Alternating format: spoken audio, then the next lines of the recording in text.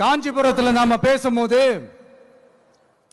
இந்த மாதிரி உங்களால் அமைக்கப்பட போற ஆட்சியில நம்ம ஆட்சிக்கு வந்த உடனே என்னெல்லாம் செய்ய போறோம்ன்றது சிலது சொன்னோம். அதையெல்லாம் தப்பா புரிஞ்சுக்கிட்டு இப்போ சொல்றேன், விளக்கமா சொல்றேன், நான் சலுகைகளுக்கு எதிரானவன் கிடையாது.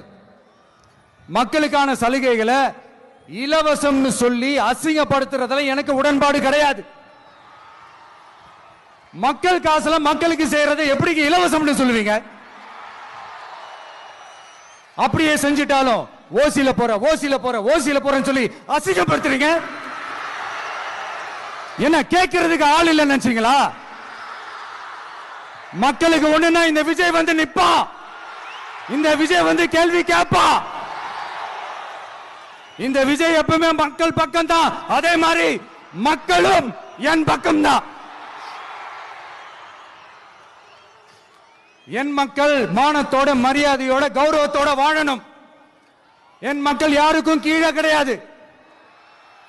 அப்படி அவங்க கௌரவத்தோட வாழணும்னா அவங்களுக்கான வாழ்க்கை தரம் உயரணும்.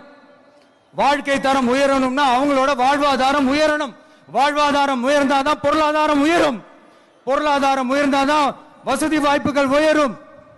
இதெல்லாம் உயர்ந்தாலே ஆட்டோமேட்டிக்கா அவங்களோட வாழ்க்கை தரம், அவங்களுக்கான மரியாதை, அவங்களுக்கான கௌரவம் எல்லாமே உயரும். இதுக்கான வழிகள், அந்த சூழல்களை அந்த கவர்மெண்ட் அமைச்சு கொடுக்கணும். இதுக்கான அந்த திட்டங்களை செயல்படுத்தணும். இதெல்லாம் செஞ்சாதான் இந்த அரசாங்கம் ஒரு நல்ல அரசாங்கம். இதைத்தான் சொன்னோம்.